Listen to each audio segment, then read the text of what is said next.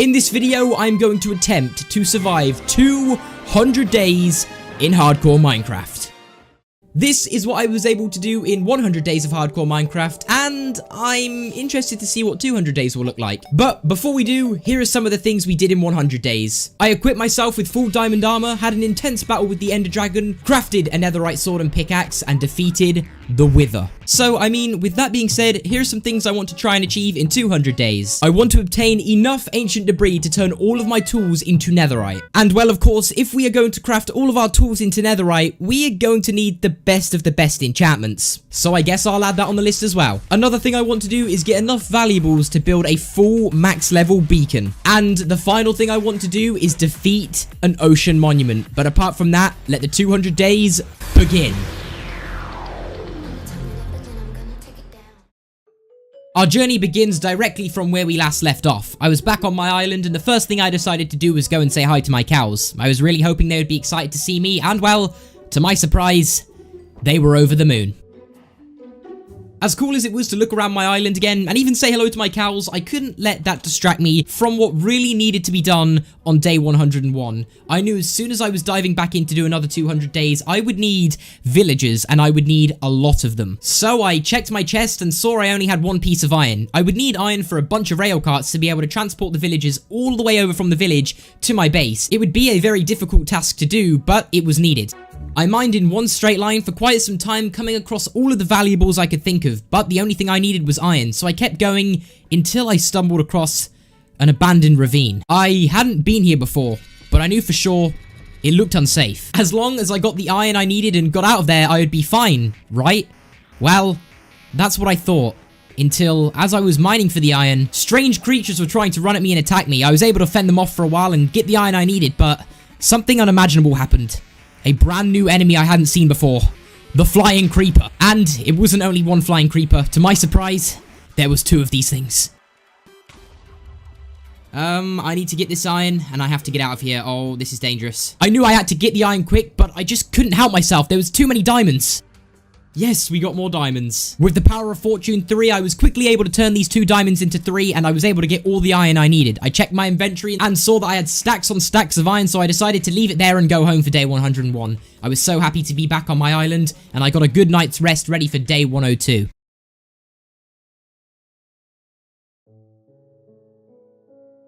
Surprisingly, day 102 was a lot less action-packed than day 101. I pretty much chopped trees until the sun set, and I got a bunch of sticks ready to craft all of the rails I would need. It became nighttime really quickly, so I headed back to my base and got ready for day 103, where I basically spent all of my gold and all of my iron on rails. I then equipped my elytras and went flying out to find the village again. I sort of knew where it was, so I headed in the direction to find the village, and there it was. I was inside the village and I prepared the rails. I didn't have enough rails to go straight to my base, so I did have to keep going back, destroying rails and pretty much reusing them. This took ages. Now, getting the villagers back to my base actually took a lot longer than I expected, and the reason for that is because every time I accidentally broke the minecart or something, the villagers did not want to cooperate. They would run as far away from the minecart as possible, and it was getting really hard to keep them under control. But when I was bringing the villagers back to my base, one of them wanted to speak to me and tell me about something. I found this rather interesting, and I guess I'll tell you guys what he wanted me to tell you about, so here we go. He told me to tell you guys how there is only a limited time left on the Halloween event on my server. So guys, if you haven't already joined, make sure you do so, because when this event ends, there will be a brand new one. And I'm sure you guys don't want to miss out. So join the survival experience right now. But without further ado, let's get these villagers back to my base. Now, another thing I will add on getting these villagers back to my base, there was so many mobs on the way, and seeing as I didn't bring a bed with me, the mobs were getting out of control. But thankfully, by day 107, I was able to get all the villagers down in my base. I was super excited, and all of that hard work was over. I didn't have to go back to the village ever again. I could breed the villagers right here. I was super happy until this happened. No! Oh no. There's a villager in the nether. This is not good. This is not good. Where did it go? No, it's gone. Where's the villager gone? All of that hard work, and it's gone. There's no way I forgot to block off the nether portal. I've got to go and do that all again. Oh my goodness, I cannot believe that's just happened. Seeing as I had already brought 2 villagers from the village back to my base, getting the 3rd one there was pretty easy. I patched up my base, and I learnt from my mistakes and blocked off the nether portal as well. Anyway, this was it. I had the 2 villagers in my base, so I threw them some potatoes and tried to get them to breed. By day 110, we had another villager in the base. Up to this point, I was doing some pretty advanced stuff, and I forgot about the basics, you know, farming and even breeding my cows. So that's what I ended up doing for day 110, but then I thought, I can't just let the villagers live in my base. They need their own home. So that's where I dived into the depths of the nether to try and get some resources to build them a base. I saw this green wood and I liked the look of it, so that's basically what I spent the other half of day 110 doing. I got a bunch of building resources, and I kind of had a good idea of what I should do for the villager's home. Oh, and not to mention, on the way back home, I found an old friend, the mending villager. But he didn't want to go back through the portal, so I decided to make him his own luxury mansion. Just kidding, I put him somewhere else. I guess he liked it there. Anyway, I got some glowstone and more building resources, and I was ready for day 111, where I was going to build the villagers the best home they had ever seen. I spent days crafting a brand new home for the villagers. I really wanted them to like it, and I wanted it to feel like home, so I built this big area where they can all meet up and most importantly do their trades. I also created multiple holes in the walls. This would be a place where I could store the villagers that have the best trades, so I don't end up losing them or muddling them up with the other villagers. Before I knew it, I was completely done making the villagers' brand new home, and by day 116, it was time to move all the villagers in to their brand new home. I transported them down, and take a second to look at the smiles on their faces. They were very happy, so I decided to give them some potatoes, but I thought one thing was missing. It didn't feel enough like home for them, so I decided to bring down a bunch of beds. After moving them in, I created a bunch of bone meal because I thought I would need a bunch of potatoes if I actually wanted the villagers to breed. So I spent a lot of day 117 farming for a bunch of potatoes. I was able to get quite a lot of potatoes, and I decided then to bring them down into the villagers' home and throw all of the potatoes at them to see if they would breed. And to my surprise, they did. By 118, we had a brand new villager. I made some workbenches as well to see if I could get lucky with a mending book. It did take quite a lot of time to try and get the trades I wanted, and after a bunch of terrible enchanted books, I was super excited that I had a mending villager right under my base. And one of the villagers escaped, so I guess I have one just roaming around my base now. One of the villagers became a farmer. They were doing 26 potatoes for 1 emerald, and this was amazing. I was able to use all my bone meal, regrow up all of the potatoes, and basically have an infinite supply of emeralds. I'm hoping that maybe with these emeralds I can get an emerald beacon eventually, but for now I was focusing on the mending book. I went back down to that villager, sold all of my potatoes for emeralds, and was getting a step closer to having a mending book, and I wanted to use this mending book on my elytras. Eventually I was able to get enough emeralds, went up, crafted a book, headed over to the villager, and they were happy to do the trade for the mending book. I then put the mending book on the elytras, and I then had a mending elytra. For day 119, I decided it was time to plan my next adventure. I wanted to explore the nether, so I went out and got a bunch of creepers to get gunpowder to make a bunch of fireworks so I could fly freely around the nether and explore it as much as I wanted. By the end of day 120, I had a bunch of gunpowder that I turned into fireworks and decided it was time to go to my next adventure, the nether. I spent some time mending up my elytra and decided it was then time to venture around the nether. I had a bunch of fireworks, really good durability on my elytras, so I was ready. I flew all around the nether to see what I could find and came across this interesting broken down building. I decided to give it a deeper look and see what I could get from the inside. I was in this sculpture and surprised how easy it was. There was not really any threats from the inside and thought nothing could go wrong, but that wasn't the case at all. I got ambushed by a bunch of piglings sabotaging me from all directions. I needed to get out. My hearts got low. Probably the lowest they've been throughout the 120 days I've survived so far. I was there on 2.5 hearts, no totem of undying, and no way I could get out of this. Luckily, I was able to block off the entrances of the piglings and was able to heal up a little bit. This was very scary, and I also made a very beginner mistake. I didn't even have my chest plate on. I forgot to take off the elytras. With the chest plate on, I was able to take a little bit more damage, but I did find these chests, but there was 2 piglings guarding these. After I had dealt with the piglins, I went to see what rewards were waiting for me in the chests.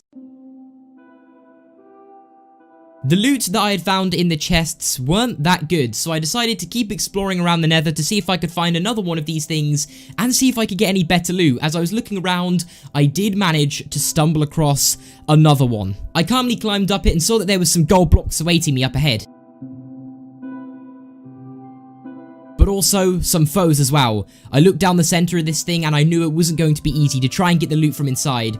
Although I did manage to find 2 chests in there and they didn't really have anything too crazy inside of them. Seeing as there was nothing too crazy in the chests, I decided to keep on exploring and I got ambushed once again. But luckily for me, the ambush wasn't nearly as bad as the last one and I was able to keep this one under control. After finding my way through this abandoned structure, I made my way to the center where I was able to see a spawner and also destroy it. But more importantly, there was so many valuable golden blocks, and even to my surprise, I checked the chest and I could not believe my eyes. Ancient debris and netherite from one single chest. I couldn't believe what I was seeing. Once I'd placed the ancient debris and netherite in my inventory, I decided it was time to go home. I couldn't risk going to any more of these structures and thought it would be best if I was just to go back to my base, so that is exactly what I did. Although, with some of the damage I'd taken on the way back, most of my armor was completely destroyed, which made me want to get some more, and I kinda wanted it to be netherite armor this time. I managed to find another enchanted diamond helmet in my storage room, so I used this temporarily. Even though I found this helmet, it wasn't good enough, so I decided to go mining for some diamonds to see if I could get diamond armor and then convert it over to netherite. But as I was going mining, I heard a strange noise. To my surprise, it was a skeleton spawner. This was perfect. This meant infinite bone meal and infinite arrows. I took my opportunity to clear this thing out, and in the future, I would definitely be making this into an XP farm.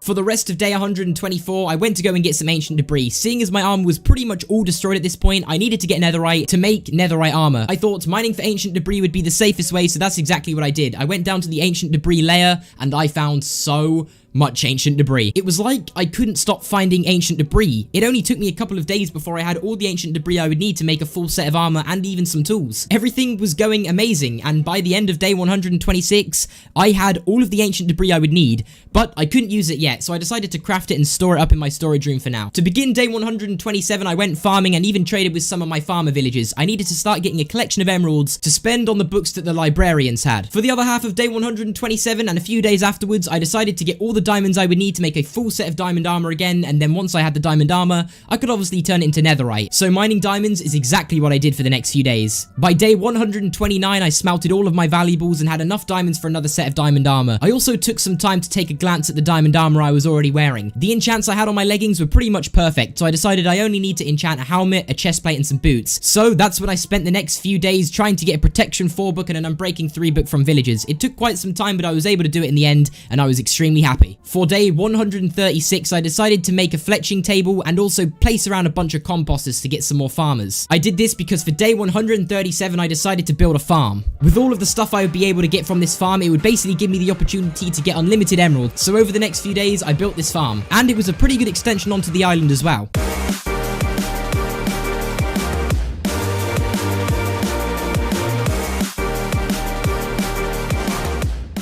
By day 141, I decided to repair my shovel and head to the farm to start planting all of the crops. I then went down to the skeleton spawner to get a bunch of bones so I could get some bone meal to speed up the growing process on all of my plants. I also spent some time chopping down trees so I could get sticks to sell to the Fletcher for emeralds. For most of the next few days, I spent the time in the farm. I thought if I was able to get a bunch of emeralds quickly, I could buy all the books I would need and be able to have the best gear I could ask for. Oh, and when I say I went farming, I really mean I went farming. I kept on getting all of my potatoes and then heading back over to the villages to sell it. I also did this with wheat. I was able to get to a point where I could go over to the librarian and purchase some of the mending books. I put the mending books on my armor and even some of the tools, and not to mention the 2 unbreaking 3 books I bought for my axe and my shovel as well. While I was enchanting, I also didn't have enough XP levels, so I did have to head into the nether to get some XP, but once I had done that, I had all of the best enchants on the tools that I needed and even turned them into netherite. I enjoyed farming so much that for the rest of day 150 onwards, I built a massive extension onto the island, one that would change the game forever. With this massive amount of land, I could have so many crops growing at once that I would just have an unlimited source of emeralds. The villagers were always happy to trade with me because I would always bring them so many gifts. While I was waiting for villagers to breed, I thought this would be a perfect time to prepare for an ocean monument battle. I needed a pufferfish so I could get some potions, and I got one by the end of day 154. I headed into my base and started brewing up some potions. These would be needed for the ocean monument battle. Not only did I make water breathing potions, I also made night vision potions so I could see under the water when I was there. I also went back down to my villages, sold everything I could for emeralds because when I wanted to take on the ocean monument, I know I would be needing the best gear I could get my hands on. So for this reason, I spent the next few days spending all of my emeralds on the librarian books. I picked up some protection books and also some unbreaking books as well. I went ahead and merged the enchanted book with the armor piece. I had my helmet enchanted with all of the best enchants. I even had my chest plate enchanted with all of the best enchants as well. But when it got to the boots, Again, I ran out of XP, so I needed to head back to the nether to go and mine a bunch of quartz so I could get up to the level I needed. After breaking a bunch of quartz and getting XP, I was able to do the enchant on my boots, and there it was. Once I was able to put all of the enchants on, I individually handcrafted every piece of armor into netherite. I felt powerful and I was ready to take on an ocean monument. It was day 166. I sold my last final potatoes before setting off to the ocean monument.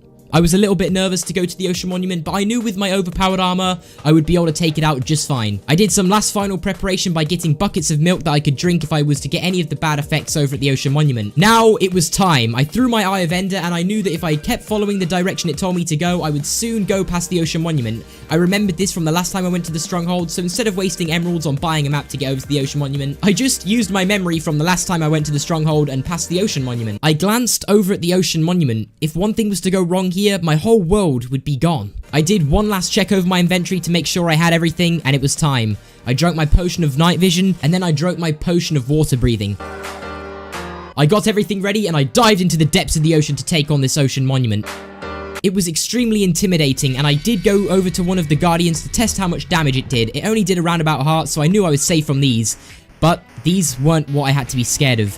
There was something way more dangerous on the inside of this ocean monument, and I was scared to face it, but it had to be done.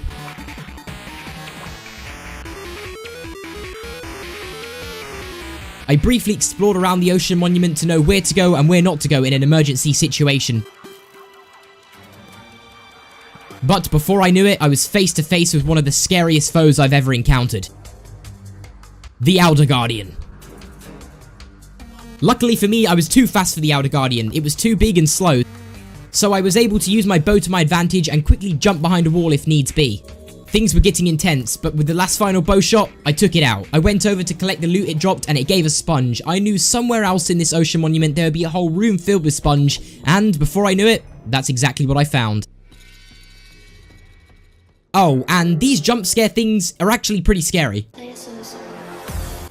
As I crept round another corner, I was face to face with an Outer Guardian once again, but this was different. It had a bunch of minions guarding it. I was able to pick my bow shots and get quite close to the Guardians and do some sword damage, but there I was, once again, face to face with another Outer Guardian, and I knew after this one, there would only be one more left.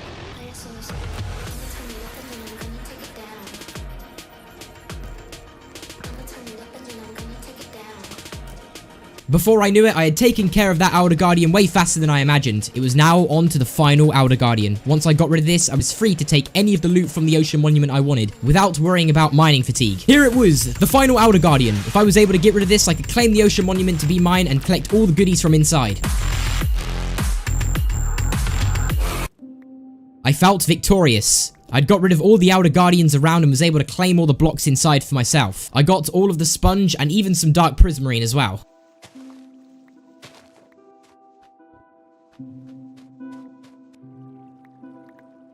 Oh, and let's not forget the sea lanterns.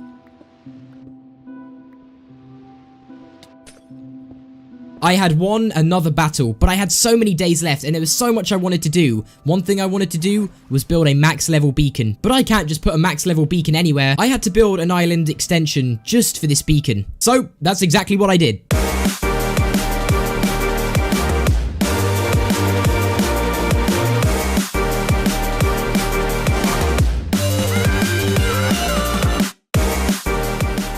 By day 175, I placed the beacon right on top of all of the blocks I had gathered over time. I had some iron, I had some gold, and even some emerald blocks I got from trading. But probably, before 300 days, I would like to mine a full diamond beacon. Before I knew it, it was day 176, and I knew exactly what I wanted to do before day 200, and let's just say, I wanted to be another boss. That's right, I wanted to take on the Ender Dragon once again. I had already done it once in 100 days, and I wanted to prove myself again by doing it in 200 days, so I looked around the nether for quite some time to try and find some gas tiers. This would be needed to respawn the Ender Dragon into the world. Between days 177 to 185, I spent trying to get gas tiers, and got pretty much unlucky the whole time. Until one single ghast dropped 4 gas tiers. This was amazing. I could go back to my base and get ready to fight the Ender Dragon for a second time. To end off day 186, I surrounded the crafting table in glass, put the eye of enders in the center, and put the gas heaters on the bottom. I then directly placed all end crystals into my inventory and got ready for day 187, where I would set sail into the ocean to try and find the stronghold for the second time. It took multiple days to make my way back over to the stronghold. But on day 194, I found the remains of some cobblestone I placed the last time I was over here.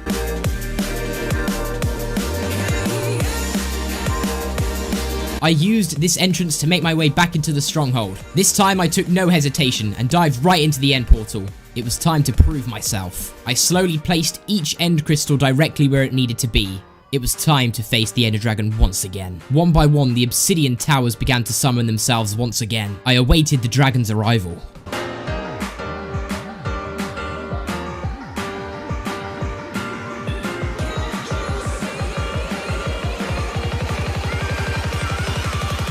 And before I knew it, I elytred straight on top of one of the obsidian towers. I knew if I was at high ground, I'd be able to take each tower out one by one. With the elytras, I felt unstoppable this time. Getting rid of the end crystals on the obsidian towers was no worries, so I decided to head to the center where the Ender Dragon was and started dealing some serious damage.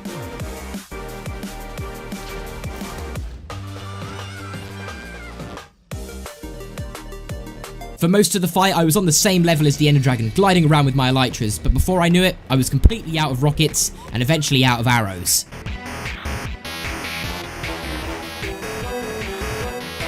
I kept having to wait till the Ender Dragon came to the center so I could deal some damage with my sword.